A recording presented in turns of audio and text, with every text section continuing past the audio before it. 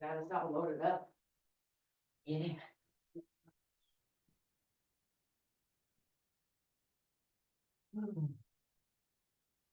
I am here. We're here. I'm gonna shut this. I can sense you excited.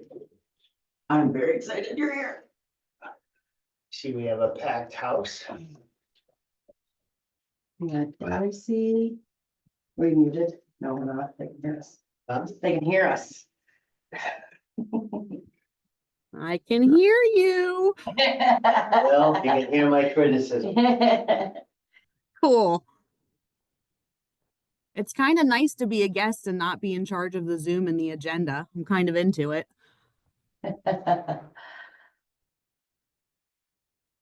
We'll let you see our faces too.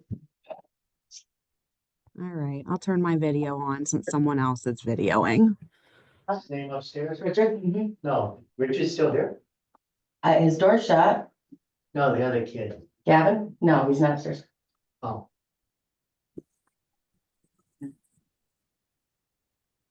I was picturing like 20 of you guys in that room. Oh, they'll be coming. We're, realtors, they're always late.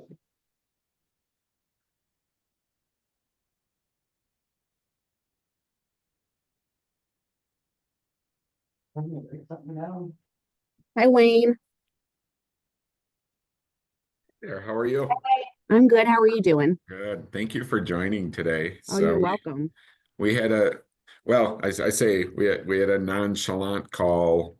I guess it was maybe last week, and it kept going and going, and we had quite so I'm so yeah happy that you're able to join us, and I'll give it a minute and then give you kind of a recap. And I know we have Okay. some specific questions, and I'm sure we can probably come up with more for you. So I did just a little slide deck based on what Richard and I spoke about on the phone. So I'll probably share my screen if that's okay. no, yeah, absolutely, yeah. Cool. Okay, that's so much better. All right. Yeah, we do have a good little group on. So, well, it's noon. We're recording, so we might as well get started. So, like I said, last week we literally just called it a buyer representation discussion. We were gonna, I kind of went over the basics and then just kind of opened it up. And man, we had, lots of engagement and then, of course, then you come up with some questions. And one question for sure we had was essentially the dual agency in, if Rick is showing Richard's listing, does he have so that was definitely a question we want to get answered. But like I said, whether anyone else has sort of come up with a few other questions, since we last got together, but basically, whatever you can give us on the buyer representation. And then, of course, like I said, the dual agency piece was definitely, yeah, we did not give the right answer. We had someone that got something from, so I definitely think we have some questions on that, and certainly should, clarify whatever. So I'm gonna just pause and hand it over to you and let you do your thing, and then Cool. then of course we can open it up for questions or discussion when you get done. Sounds great. Well, thank you for having me. So here's my disclaimer. So to Wayne's point, I did get to speak to Richard on the phone. He invited me to your meeting today. He had about 3 or 4 specific questions. If you work with me on the board of directors or committee work, I'm a planner. So even if I think I may know the answer, I like to get that verified. So that's what I've done for today. The disclaimer part is I'm sure we're going to go on some side quests here. If I don't have the answer or I'm not 100% sure, I will certainly take a note and then I will follow up with you guys with the answer. So, some of this stuff, especially when you get in the agency side, is very convoluted. And it's quite possible I'm not going to have the answer, but I will get that for you. So I am going to try to share my screen. Okay. Can everybody see me? Burning questions? Yes. Perfect. Okay. So the first question Do I need to do a written buyer's agreement if I am just doing a live virtual tour with a buyer? Any thoughts? What do you think? Yes. Yes. Always go with Anybody think yes.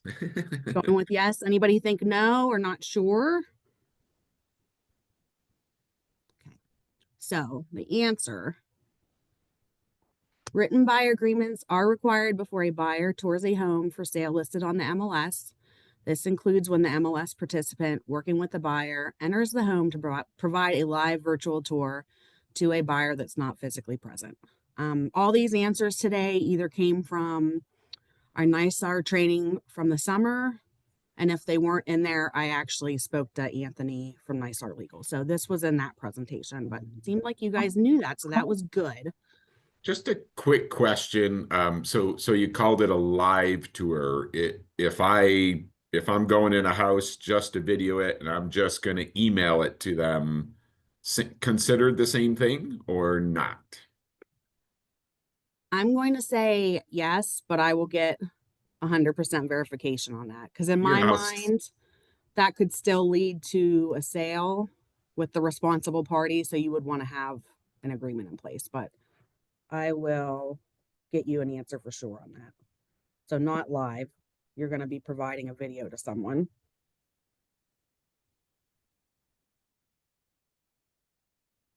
Okay. Any other questions, comments on that one? Okay. We started off easy. Okay. Here's the next one. I have an out-of-state buyer on a written buyer's agreement. He wants me to show his sister who lives here the property. Does the sister have to sign a written buyer's agreement prior to touring the home? What do you think? I say yes. Okay. I say yes. These are great because we did have these conversations and I think we were like, yeah, we should, or He I and the do sister it have kind of to thing. sign. So definitely happy you're kind of recovering these. This is great. Okay. So, and I was surprised myself. The official answer, your written buyer's agreement should be with the person that is purchasing the home as they are the responsible party. So that's a no. Really? Yeah. Interesting. So, so you'd have it prior to taking the sister, but you'd have it with the actual purchaser. Read that on the screen.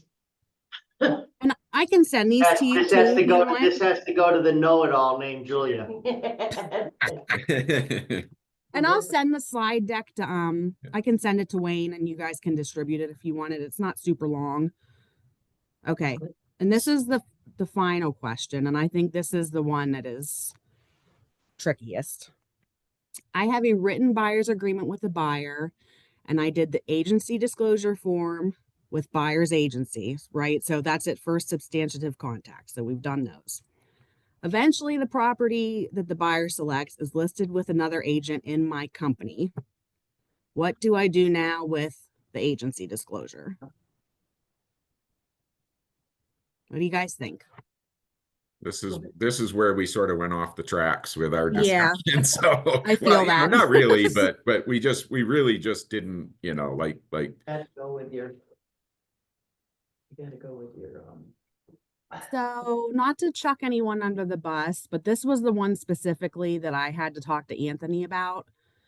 I kind of felt like last summer when they did the training with him, when we did it, this is where things got very like convoluted. And I don't know if like that was a source of confusion for other people, but I definitely kind of felt like it was confusing. But I think you're going to like the answer. So basically, it's just like if this written buyer's agreement didn't exist, what would you do? If the buyer wants to purchase a property listed with the same brokerage, the agency disclosure should be changed to dual or dual with designated with the consent of both the seller and the buyer. In this case, remember, so like when you first met with this buyer and you did your written buyer's agreement, you would have had to do your buyer agency, even if you were going to do it immediately prior to entering into dual. And I feel like that's what you would normally do if you took this whole written buyer's agreement thing out of this, right? If you started with buyer's agency and then they wanted, if Heidi started with buyer's agency and the buyer wanted one of Rick's listings, wouldn't you change it to dual? So it's the same thing. That's what we said, that you would go to a dual designated on it, where we thought you'd get caught up with this with the state though, Darcie, is when did you sign the original buyer agency relationship agreement? Gotcha. Follow what I'm saying, because a lot of times that gets signed, not necessarily at the first substantive contact. Gotcha. Yeah. Gotcha. And I think too, I mean, not necessarily this group, but this was kind of my follow-up question to Anthony. I think people are kind of feeling like because of this written buyer's agreement, they're locked into buyer agency, but just remember that they're actually working independently of one another. Like the fact that you have a written buyer's agreement doesn't really have anything to do with what you're going to have to do with agency, if that makes sense. Yeah, I kind of like that. Just that brief thing you just said is the written buyer's agreement. It doesn't matter if you end up selling your a brokerage listing, a different listing, for sale by it doesn't matter. Like Right. that's with the buyer. This is how I'm gonna get paid. And then the agency is obviously always the key, when you're actually, ready to, proceed with them. But, we get it signed initially, but then we would change it to Right. the dual or dual designated. So you So, don't have this higher? Perfect. Yeah, I don't know why, but when I inquired on it this time, it seemed to be easier and make more sense to me.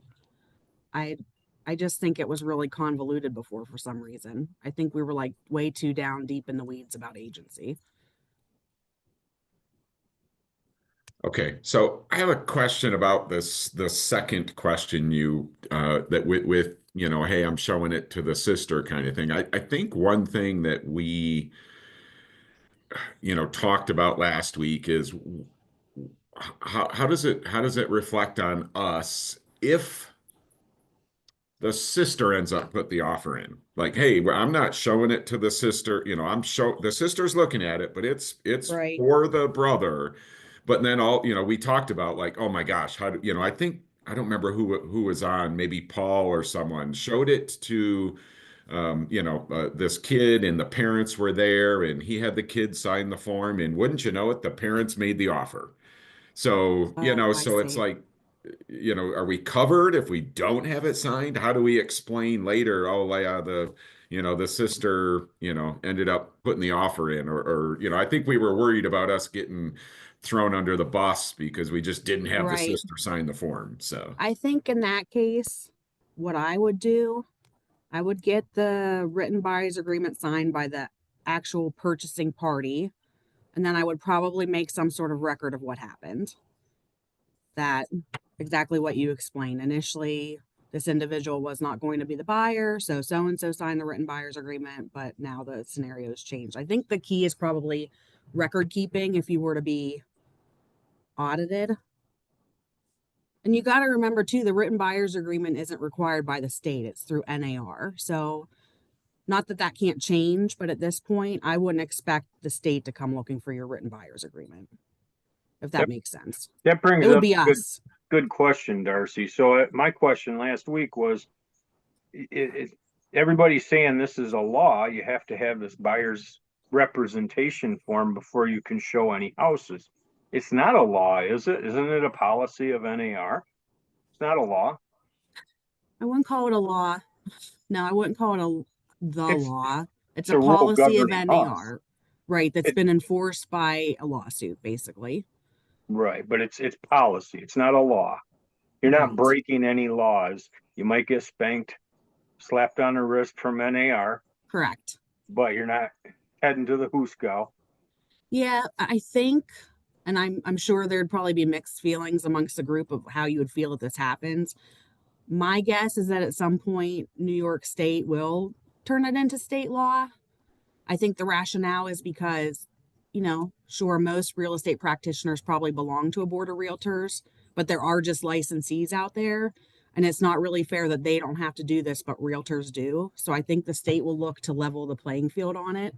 But right now, no, it is not a law. So that was a Okay. great question. Well, I just wanted to be sure when I'm telling people this, I want to make sure I'm not sounding like an idiot telling them this is a law, and then they find out, geez, that guy's lying to me. It's not a law. There's no Right. law that says that. Then it makes me look bad. I get it. Jim, I think everybody had the impression, since it was a court ruling, that it went into, that it was a law, at least I did. But if that's the case, Darcie, and it's just NAR's policy, can't we as a board vote to not follow that policy? No, we wouldn't be No. able to. I mean, we'd be talking about, we just wouldn't be a local board under the National Association of Realtors at that point. I think they're worthless anyways, to tell you the truth. They're the ones that sold all of our data out to all the big giants in the room, like Zillow and Realtor.com. So it's not like they're doing us any favors. And then they sold us short on this lawsuit too. Yeah. And the Department of State, Darcie, don't they hold it over our head? They can pull our license for not doing this? No, I think you'd be looking for that more from like your agency disclosure side of it. If they do end up adopting some sort of written buyer agreement requirement, then yes. But we're not there yet. And I will say NYSAR, I feel like they're pushing for that to happen. But like I said, you might think that's good or bad. And, Darcy, I want to ask you, as a board, is there anything we can do to take a vote to get out of NYSAR and NAR. yeah, NAR? I mean, is there anything we can do as a board to do that? Because I don't see any advantage of joining with them. I mean, we don't get cut out for Matrix if we bail out of them, do we? Well, the thing is, our whole structure right now is that we're part of the three-way agreement, which says like you have to belong to national, the state, and then us.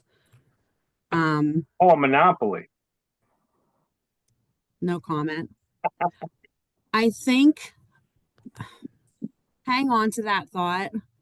I know they're like, well, specifically like the Phoenix Board of Realtors right now, they're actually trying to separate themselves from NAR. So I think we're going to see more about that coming down the pike. In the future, could that be separated so that like you could decide which of the three you wanted to join? Like if you didn't find a need for NAR or the state, you could just join the local. That could possibly be a thing.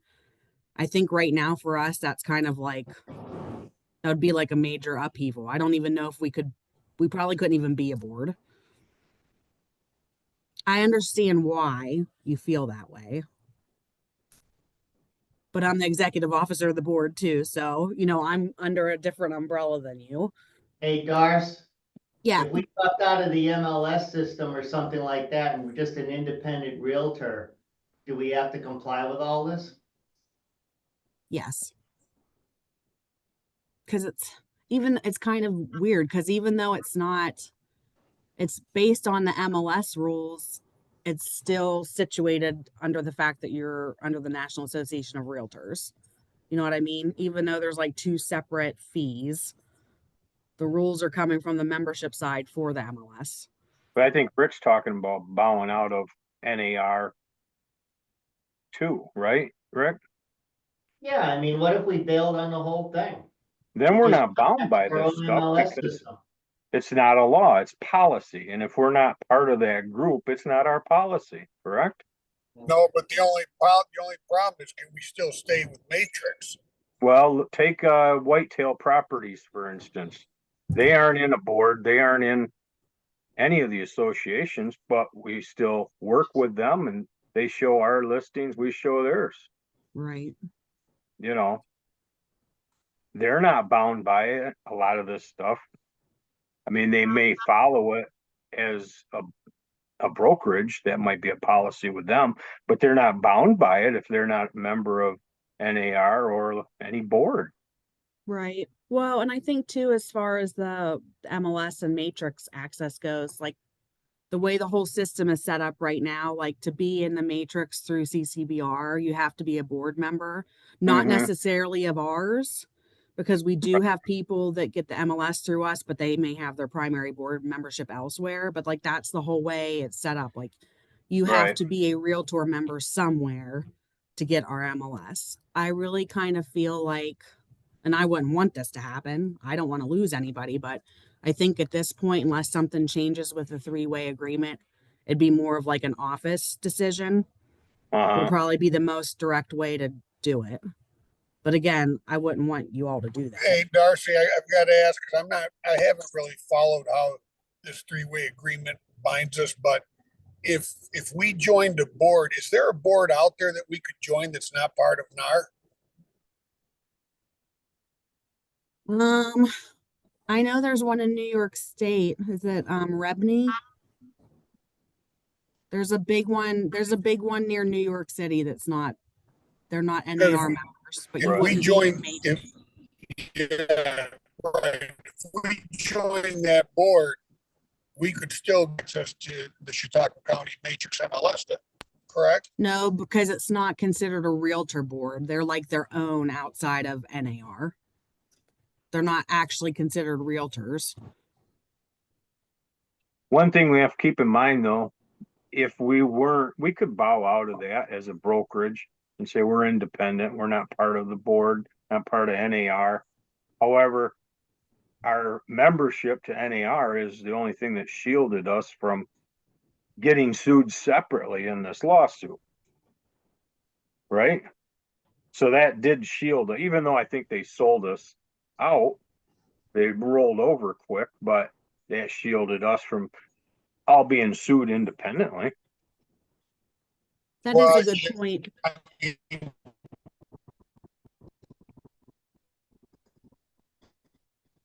Yeah, I agree with that, but I also, Yeah.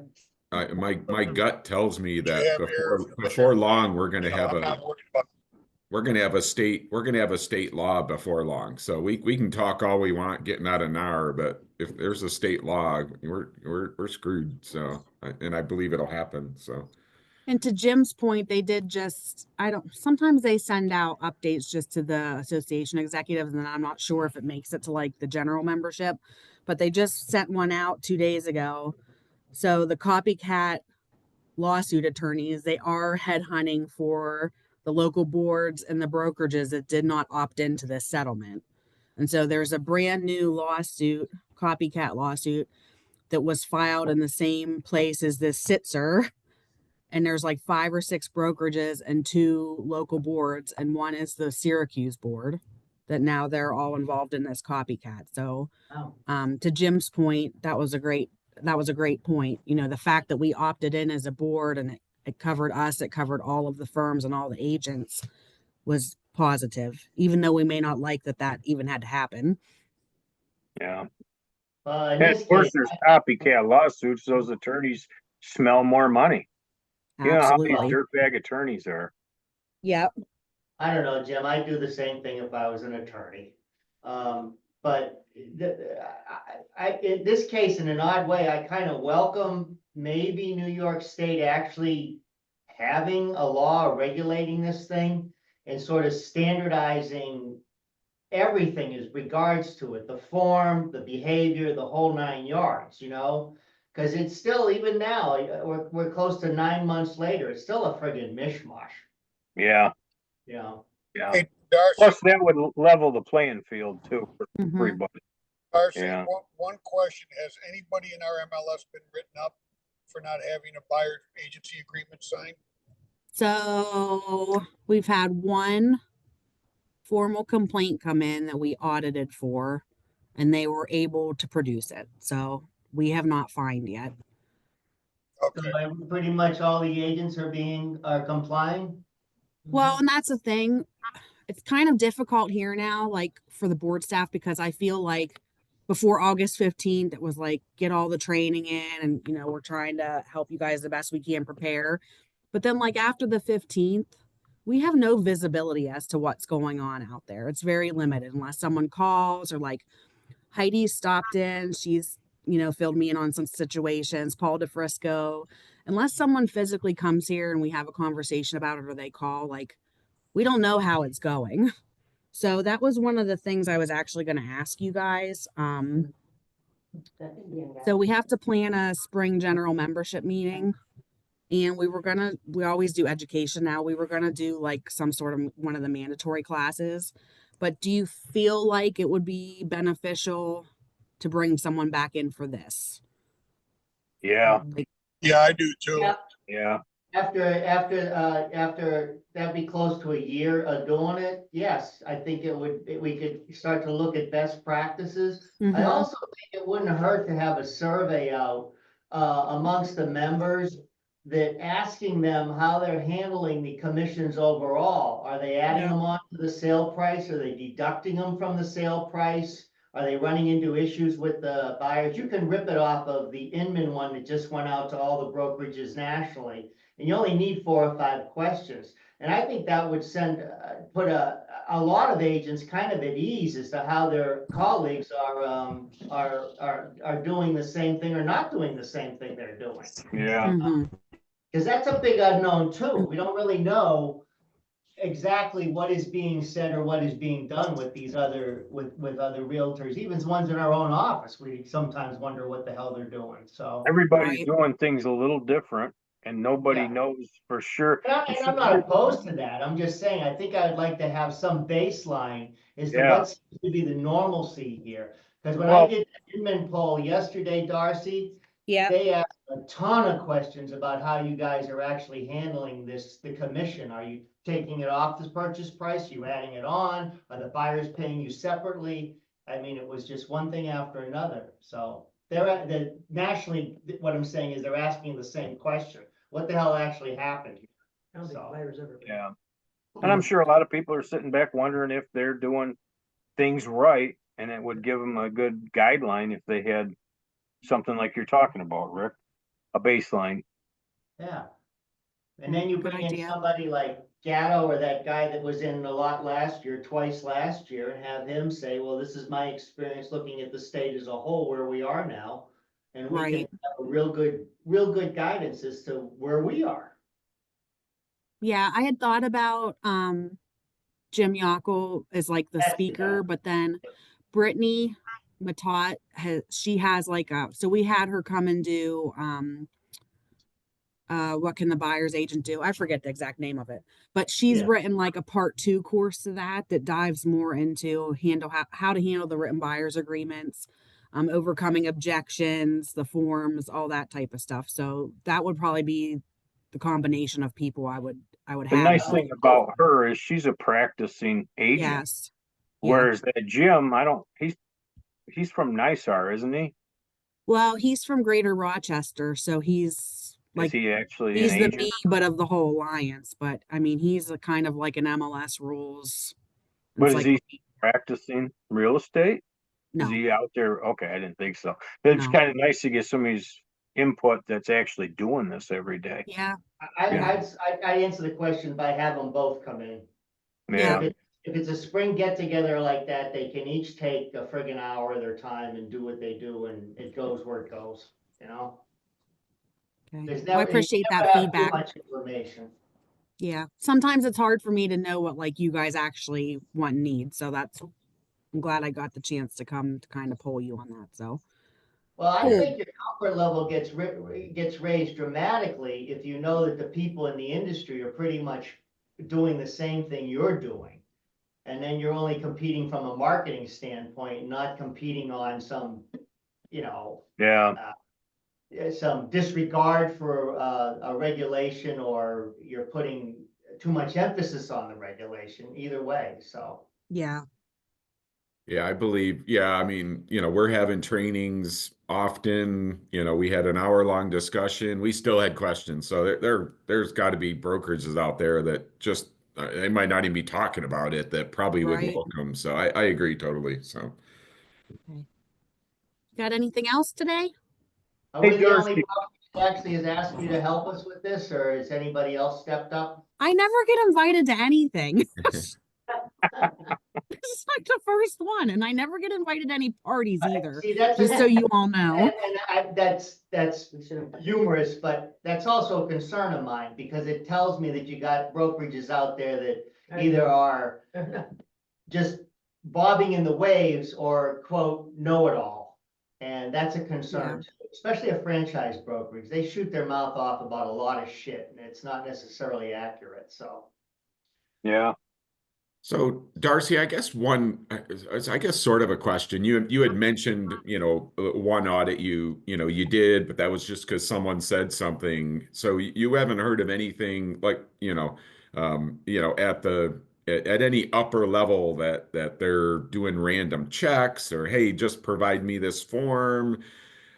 Nothing to your knowledge at this point where they're No. kind of coming So after us. So here's what I thought was interesting. I'm kind of going to dime myself out on this. So I never made an audit request form when this all rolled out to ask for a written buyer's agreement. So of course, then when we got the first call on it, it might have been like late November. I was scrambling because I didn't have an audit form yet. I reached out to 4 or 5 of my peers. None of them had them because none of them had any calls yet. And these were bigger boards. So that was very surprising to me. Um, yeah, it doesn't sound like people, because we're counting on you to self-police is the thing. And it doesn't sound like people are calling the boards. Hey, Darcy, I'm just curious, the one formal complaint you had, and then you said Yes. they produced the buyer agreement Mm-hmm. or the buyer representation form. Yep. Was that dot loop time and date stamped or was it old school pen and paper? Put a date in. It was Just pen and curious. paper. Okay. Oh, Here's the difficulty. I mean, interesting. we ask for the form and it falls within the date, right? Yeah. That's pretty much all we can do, I kind We of can't- figured I knew the Yeah. answer. I knew you did. Yeah, that's a good point. So, are you considering at all random audits moving forward? I mean, it doesn't matter to us. We're doing our thing and we're talking about it, but just curious. So it came up at one of the MLS committee meetings as a suggestion, and we were strongly urged against that. So here's the other part that to me at the beginning it didn't make a lot of sense. So like when we did that audit, the request for the written buyer's agreement and it comes in, like we're not even allowed to keep that on file. So like we get it, we look at it and we shred it. Like NAR doesn't really want us keeping records on it. They don't want anything here in this office surrounding that. So it was like really frowned upon. And I Why, think the problem is You can't store those classified documents by your Corvette. I wish if I had a Corvette, I'd put them in my Corvette. God, Darcie, that tells you how much faith and belief they have in this whole thing. They just want I to know, right? this whole thing and move on. yeah, I mean, why bother doing it if you can't even store the documents? It's senseless, Right. know? Well, and I think the concern too is as a board, we wouldn't want people saying we were doing them unfairly or we were targeting certain agents or certain companies. I think the Um, way, I think the way it'll go down is when you get a buyer or a seller complaint and they go to, they go to arbitration and the documentation has to be provided, that's when you'll catch it. You know what I Yep. mean? Other than that, I wouldn't look for it. It's just more work. And I would just wait till if it's not broke, they'll fix it. Just wait till somebody complains. Yeah, I agree. And I do think at some point, I'm almost shocked that nobody's filed arbitration that has to do with this yet. But I do agree that's probably what's going to happen. So, Like you all said, right. Darcy, the best thing's record keeping. That's what you got on your side. Yeah. Yeah. Yeah, so I'll kind of recap that. That's a good point, Jim, is just, I mean, so we talked about things. We weren't 100% sure. I think what Darcy said is, cover your butt. If you fill out a buyer's agent, a buyer's agreement 2 weeks after you show it to the sister, and because she's, just make the note like, hey, look, I showed it on January 2nd. It was for the brother. Here's his form. Yeah. Now she, I think just whatever notes you can make and just cover our own butts for sure. Yeah. So I know Julia said she likes to just take the paper, always takes it with her, has them signed there at the house. But I feel like if you do it ahead of time on dot loop, everything's time and date stamped. There can't really be a question. Nobody's going to question you of, did you get this signed later when it came up? Hey, it's time and date stamped. It's right there. I'm following the rules. Can't deny it. Well, I do both, Jim. I do dot loop when I'm available, when I have the extra time to do it before the showing. But if somebody Yeah. calls me to look at the same day, Yeah, I'm I not have saying don't ever, copies in my vehicle. I just take them with me. but I'm just saying ideally, you've got something to back you up if it's time Right. to take stamped. All right. Well, I think we beat All that right. to death. Yeah, well, thank you so much, Darcie. Well, I'm going to pause for just a second. I mean, we do actually have Darcie on here, so if anyone has anything else they want to ask her while she's on, but Yeah. So if in that situation, well, you have a buyer's representation form filled out, you're showing them houses, then all of a sudden, how you list a house 2 weeks later, and that's the perfect house for them. Mm-hmm. And you're obviously you work for the seller. You just have them sign your agency agreement that you have in place with the seller, that you're working for the seller. I don't ever do dual agent. That's just me. Yeah. It's a fine line. And if you don't ever do a dual agent, you can't get in trouble for down the road maybe doing something wrong. If you're representing the seller, you represent the seller, plain and simple. But what I'm getting at is then, so that buyer representation form that you had previously, you don't have to have anything different other than have them sign your agency that you did when you listed the property, right? Yeah. So with the seller and the buyer's consent, you would change to dual with them. Ahead of time, when I get one at a listing, I always have it filled out advanced informed consent to dual agency with, what I want to say, with Designated. specified, designated agents. Yep. I have all those boxes checked when I first fill it out. So if that's the case, I produce that form that the seller signed 2 weeks ago, and now these people want to see the house, they can just sign that, right? Yes. And says they understand I'm working for the seller. Right. And then the buyer representation form doesn't really come into play now in that situation. If they end up buying that house, Well, You're Jim, working if you have it signed advanced informed consent for dual agency or dual designated agent, you're covered right there. for agency, yeah. Yeah. Yeah, and you don't have to have a buyer representation form if you're selling your own listing. You're working for the seller. So you don't have a buyer representation form, am I correct? Because you're not Well, representing them. you would have had one because you met them on a different listing or something Right, you like. would have had one Yeah. previously, but I'm saying, You're right, it becomes more of a moot point if they buy Okay. your particular listing. I agree with you, yeah. I got a question. Can I raise my hand? Okay, so I have the listing and I show up and I'm gonna work for the seller. So the buyer that I'm showing does not have to sign anything. A buyer's representation form, is what you're saying. I'd still get your agency agreement signed. Right, but I'd like to hear from Darcie. Do I have to have anything Are you signed? going to represent the buyer? I'm gonna represent the seller. Why don't I Then do that? no. They will Right. never Then know. no.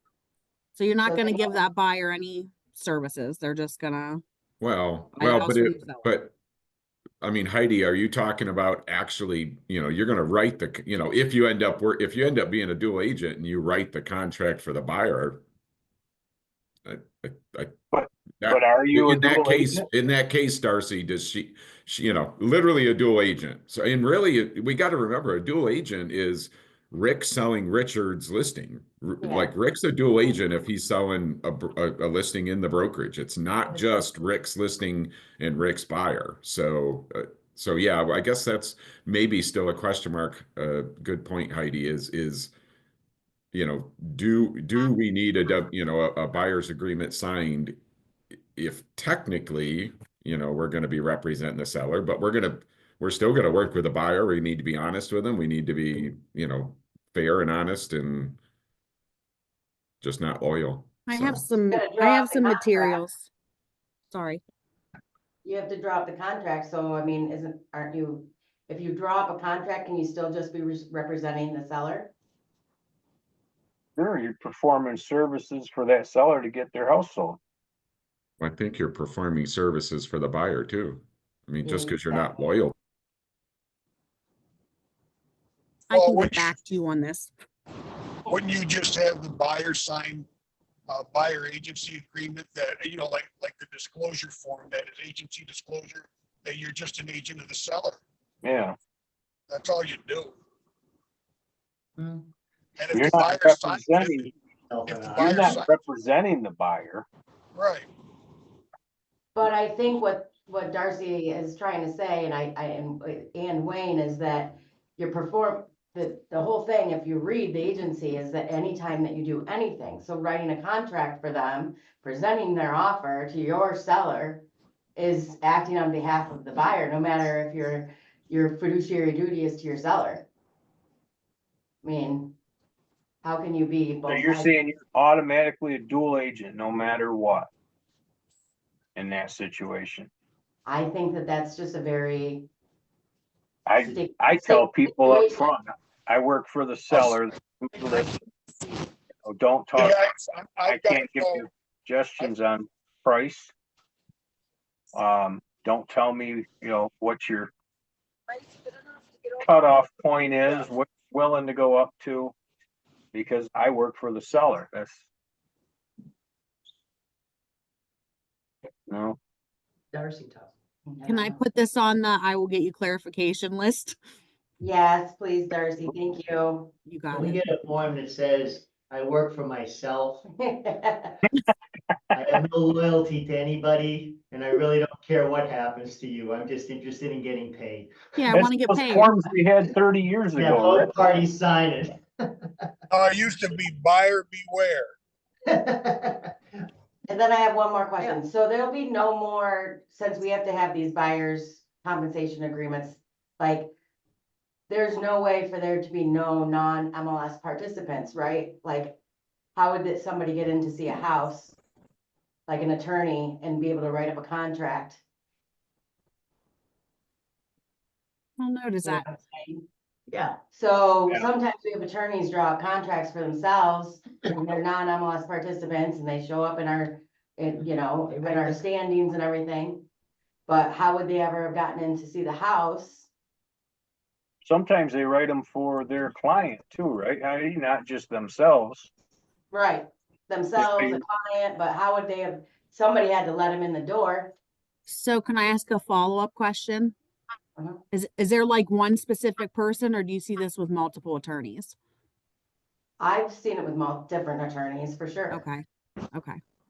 But I'm just saying, you know what I'm, like, okay, so if we have to if every buyer has to sign one of these forms with someone, whether it's the listing agent or not, then there can't be any non-MLS participants that sell stuff in our MLS. But I think that answered that question earlier, Heidi. I remember you and I talking about it. That's why I'm playing like the devil's advocate here, because it doesn't make sense, like, Oh, so if an attorney writes it up, he doesn't have to have a buyer representation form because keep in mind, it's not law. It's a policy, a regulation for a rule of our association. He's not in that association. He doesn't have to have a buyer representation form. Right. He could actually show it. He could come, right? Because they're able to practice real estate with their, yes, how would they gain access, I guess? Well, yeah, I think it's more of an access question as opposed to the agreements, right? Yeah, I would think they'd have to coordinate that with the listing agent. Like, you would never be surprised that you were getting an offer from an attorney, would you? Or is that like what's happening? sometimes. Really?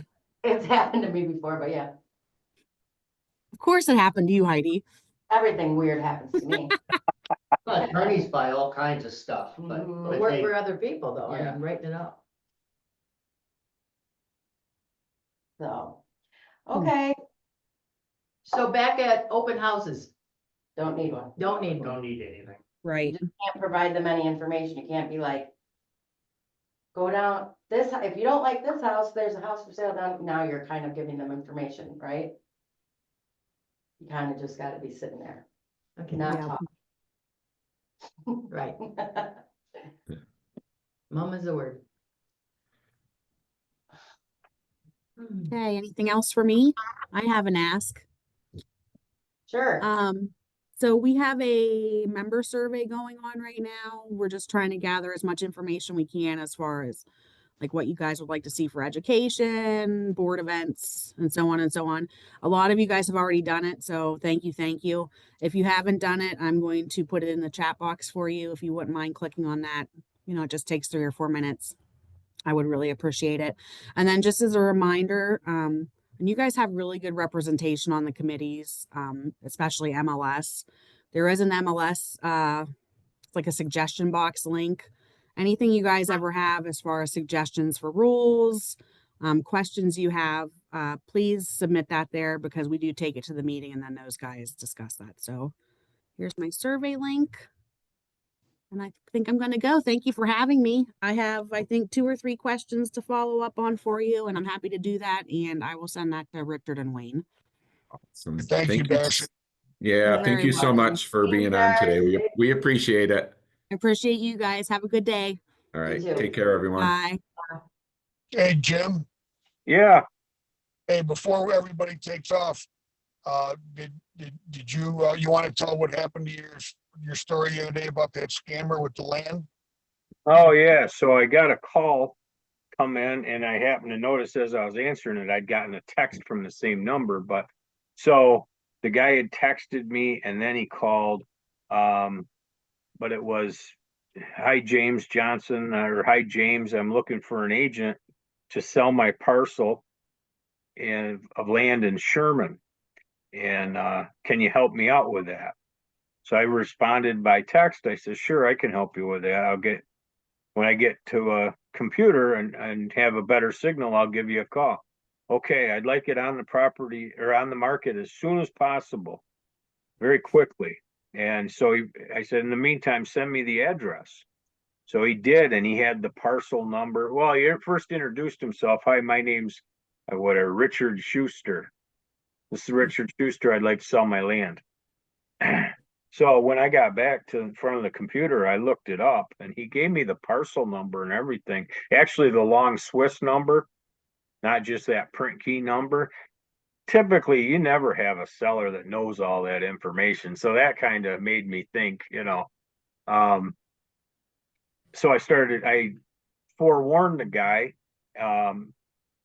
That phone number didn't come back at all. And it was from somewhere in Hawaii. I can't remember where.